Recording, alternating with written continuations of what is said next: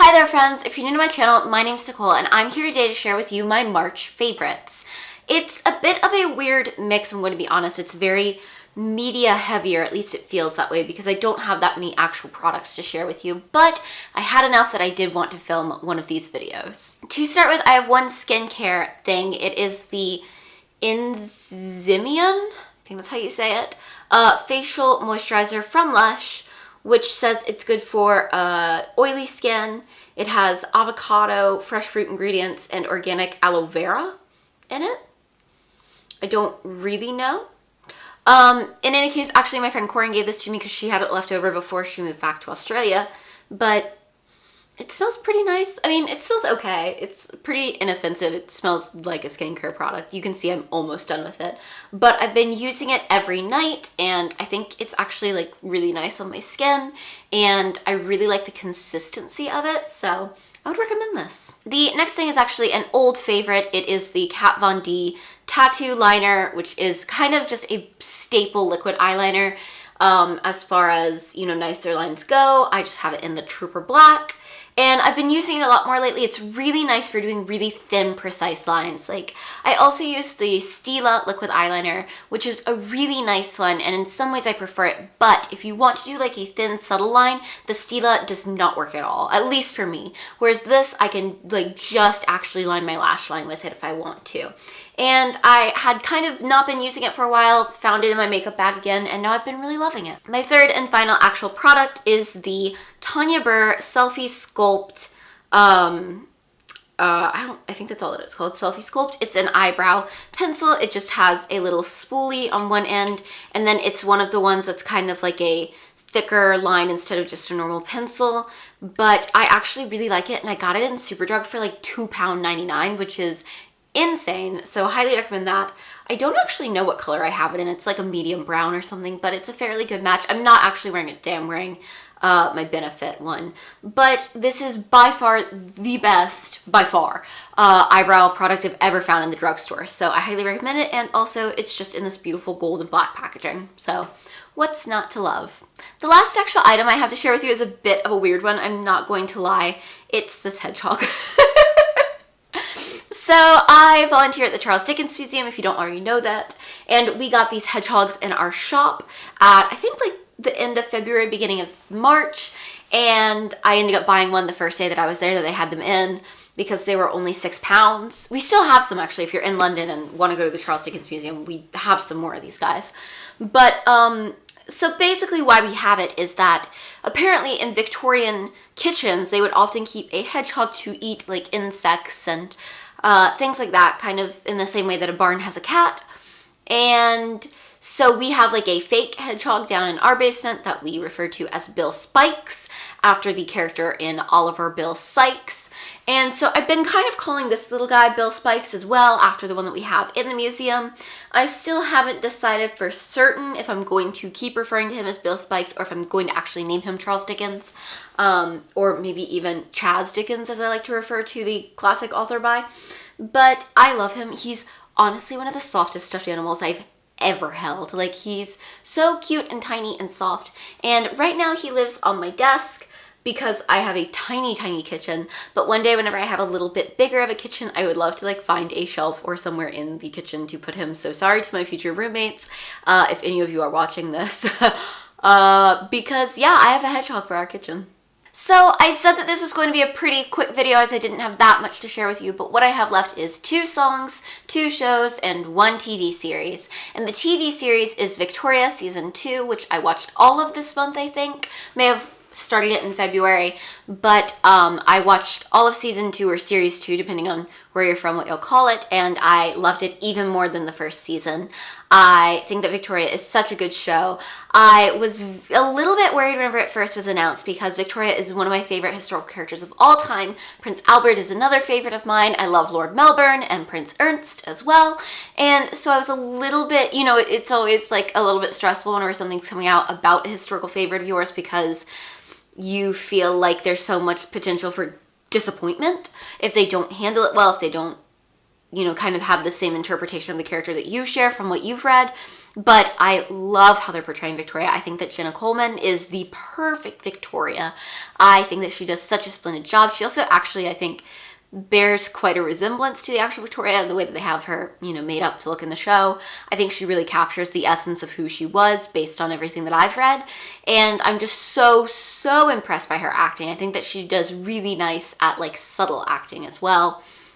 I also I just love everything about the show, from Lord Melbourne to, I actually really like Tom Hughes as Prince Albert, although I do still prefer, because there is, you know, I love the movie The Young Victoria, and I think that while I prefer Jenna Coleman as Victoria to Emily Blunt, I prefer Rupert Friend in the film as Prince Albert. So good things on both sides, but of course one of the other reasons that I love the Victoria series is, if you have been watching my videos for a while, you may remember my obsession with the play Venus in Fur, which I saw 4 times here in London in the fall, which starred David Oakes, who plays Prince Ernst on the show, and he is by far one of my favorite parts of the show. I think that he's so good in every episode that he's in. He's such a talented actor, and also just you know, having read interviews with him and stuff, like, he's very dedicated to the actual historical research behind the show, and it's such a beautifully made show. I got to go to this event in the fall at Kensington Palace that was with, I think it was the production designer of the show,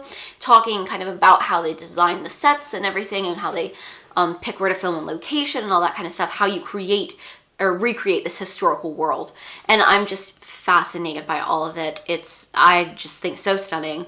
But in any case, I loved this past season. I'm really looking forward to the next season, which I think has been confirmed already. I can't remember, but I highly recommend Victoria if you've not watched it already. It's a really lovely drama, whether or not you have any interest in the actual historical figure of Victoria, but if you are a big fan of Victoria and Lord Melbourne and all of those people, then I think that you'll really enjoy it. So the first song that I want to talk about is the song From Now On, which is from The Greatest Showman, but I specifically have been listening to the version that Ramin Karimloo recorded and released. I still haven't seen The Greatest Showman. I'm hoping it's on my plane whenever I fly home in April for a visit back to North Carolina, because I would love to watch it that way and not have to pay money for it. But from what I had heard of the music, I wasn't really crazy about it, and it was kind of one of those things where I couldn't tell if I wasn't crazy about the music as sung by the cast, or if I just didn't like the music that much. I do find that all of Pasek and Paul's work to me sounds like a rehashing of Dear Evan Hansen. But then Ramin recorded From Now On, and I think it's absolutely stunning. I've been listening to it. I literally listened to it the day that I downloaded it on repeat the entire way to work, which is about a 25-minute bus ride. So I just think it's really lovely. I'll put a link down below to the music video, and that way you can check that out, because that's really lovely as well. Okay, sorry about that if I've shifted slightly. It's because my camera just stopped recording because I'd run out of space on my memory card, but we're sorted now.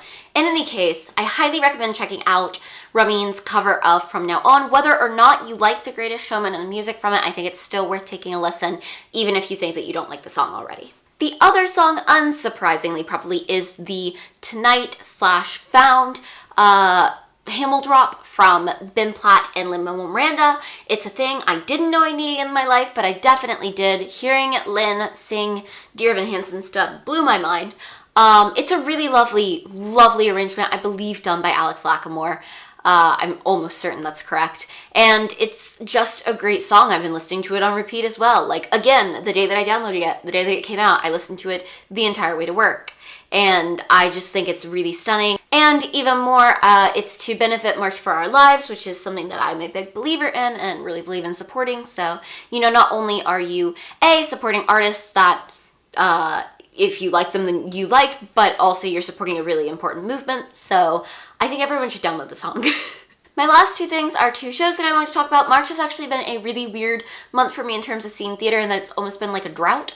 I went for like a 2-week period where I didn't see anything, which was insane compared to what I normally see. Granted, I have several shows coming up this coming week that I'll see before the month ends, because I'm filming this about a week in advance of when it'll go up.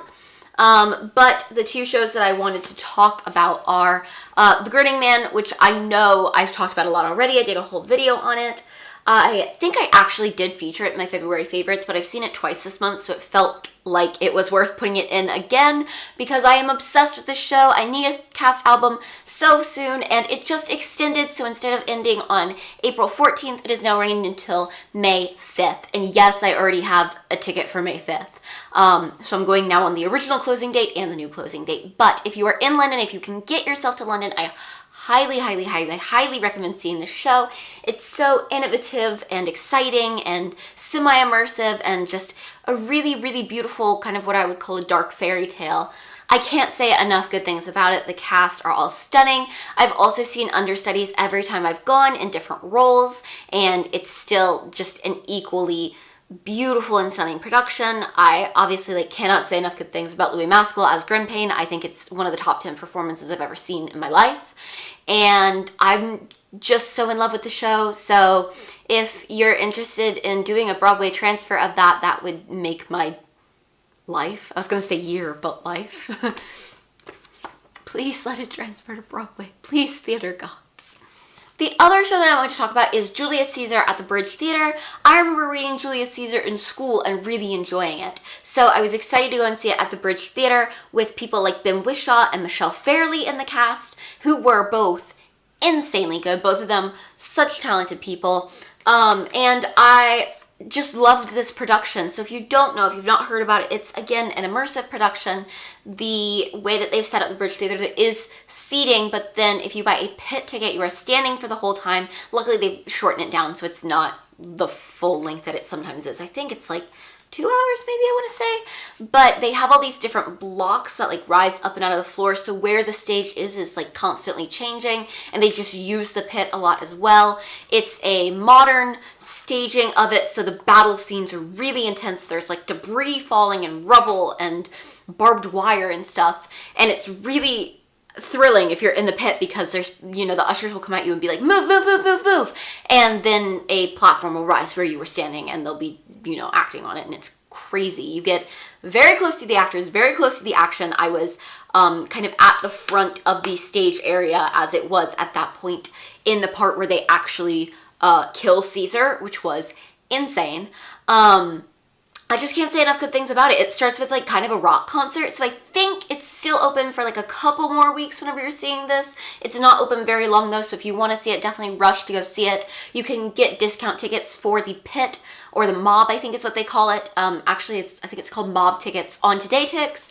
Once again, not sponsored, but that's, I think, the easiest way to see it. Or I believe they also have student tickets if you'd like to see it for inexpensively, but I highly recommend it.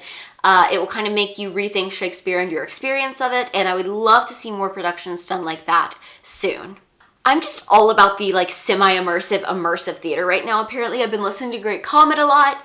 Obviously, going to see The Grinning Man. Now, I've been 3 times, and then Julius Caesar. Can we tell I like immersive theater? I can't wait to, one of my priorities whenever I end up moving to New York, whether that's in September or later, is definitely to go see Sleep No More. Alright, those are all the favorites that I have to share with you for the month of March. Like I said, it's been kind of a slow month in terms of I've not seen that much theater. I'm not really using any new products other than the lotion and the eyebrow pencil that I shared with you.